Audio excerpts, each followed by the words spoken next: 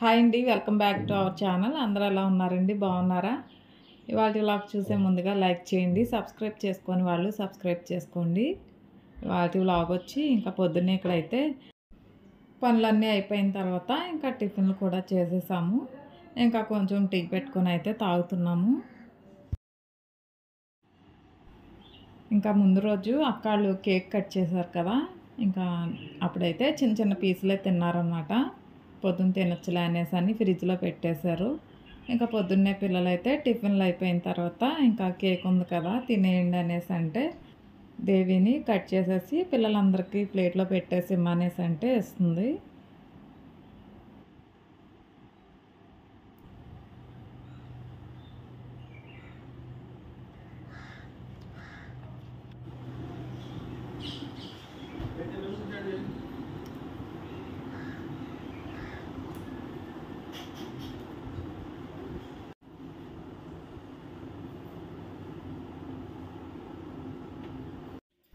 ఇంకా తర్వాత లంచ్కి వచ్చి సొరకాయ ఉంటే ఇంకా సొరకాయ పాలు పోసి కర్రీ ప్రిపేర్ చేస్తుందన్నమాట.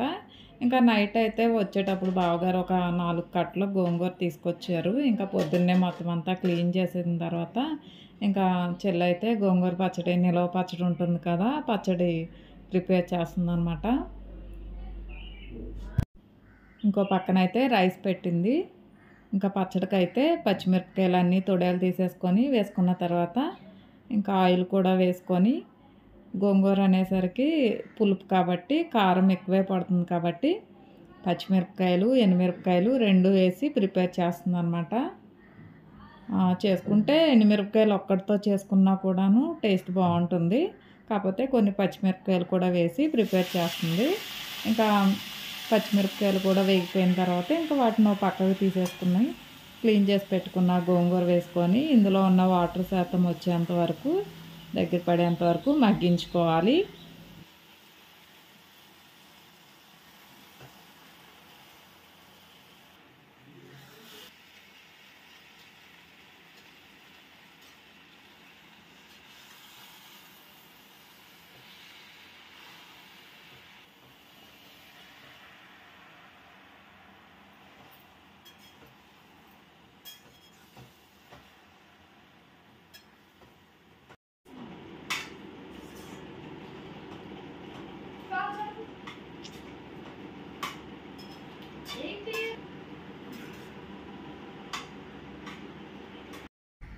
గోంగూర మొత్తం ఇలా దగ్గర పడేంత వరకు మగ్గించుకుంటే సరిపోతుంది. స్టవ్ ఆఫ్ చేసుకొని కొంతసేపు చల్లార్చుకోవాలి.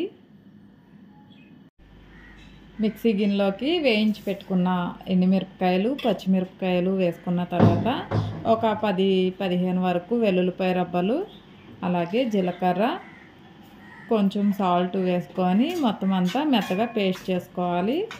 ఇంకా ఈ గోంగూర కూడాను కొంతసేపు ఇలా చల్లార్చుకున్న తర్వాత గోంగూర కూడా వేసుకొని మొత్తం అంతా మిక్సీ పట్టేసుకోవాలి. తాలింపుకైతే గిన్నె పెట్టుకొని తగినంత ఆయిల్ వేసుకోవాలి. ఆయిల్ కొంచెం హీట్ అయిన తర్వాత 1/2 టేబుల్ స్పూన్ ఆవాలు, 1 టేబుల్ స్పూన్ జీలకర్ర, శనగపప్పు, వెల్లుల్లిపాయ రబ్బలు, అలాగే ఎండుమిర్చి ఇవన్నీ కూడా వేసుకొని గోంగూర కూడా వేసుకొని మొత్తం అంతా కలుపుకున్న తర్వాత రుచికి తగినంత సాల్ట్ వేసుకోవాలి. ఫస్ట్ కొంచెం సాల్ట్ వేసుకున్నాం కాబట్టి ఇప్పుడు కొంచెం తగ్గితే సాల్ట్ వేసుకొని మొత్తం అంతా దగ్గర పడేంత వరకు ఇలాగ కలుపుకుంటే ఇంకా గోంగూర పచ్చడి కూడా రెడీ అయిపోయినట్టే. గోంగూర నిలవ పచ్చడి ఇలా ప్రిపేర్ చేసుకుంటే చాలా సింపుల్గా అయిపోతుంది. టేస్ట్ కూడా బాగుంటుంది. ఇంకా భోజనాలు అయిపోయిన తర్వాత ఇంకా అక్క, చెల్లి, నేనైతే అమ్మమ్మ వాళ్ళ ఇంటికి అని చెప్పి బయలుదేరుతున్నాం అన్నమాట. ఏంటంటే అమ్మమ్మ ఈ మధ్య కాలం చేశారు. అయితే ఇంకా రోజు వెళ్ళి ఇంకా వెంటనే మళ్ళీ ఇంటికి వెళ్ళిపోయామన్నమాట, ఉండలేదు. అయితే మధ్యలో ఒక రోజు వెళ్ళొచ్చులే అని చెప్పి ఇంక ఇప్పుడు ఎలాగో అక్కాళ్ళ ఇంటికి వచ్చాం కదా, ఇంకా ముగ్గురం వెళ్దామని చెప్పి ఇంక వాళ్ళైతే బయలుదేరి వెళ్తున్నాము.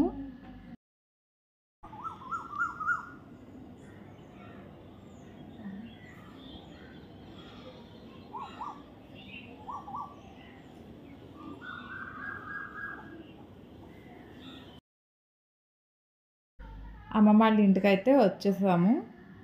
పెద్దమ్మాళ్ళు, పిన్నాళ్ళు అయితే ఉన్నారు. అమ్మాళ్ళు కూడాను ఆ రోజు సాయంత్రమే వెళ్ళిపోయారంట. అంటే నాన్నకు కూడా ఒంట్లో బాగోపోవటం, ఇంకా ఉండటానికి కుదరదని చెప్పి వెళ్ళిపోయారు.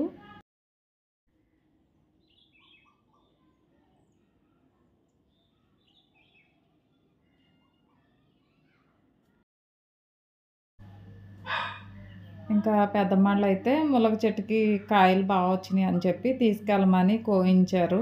ఇంకా వాటినైతే ఇంకా అలాగ తీసుకెళ్ళటానికి కుదరదు కదా అని చెప్పి వాటిని ముక్కల కింద కట్ చేస్తున్నారనమాట. ఓకేనండి. మీకు ఈ వీడియో నచ్చినట్టయితే లైక్ చేయండి, షేర్ చేయండి. సబ్స్క్రైబ్ చేసుకోని వాళ్ళు సబ్స్క్రైబ్ చేసుకోండి. థ్యాంక్ యూ అండి.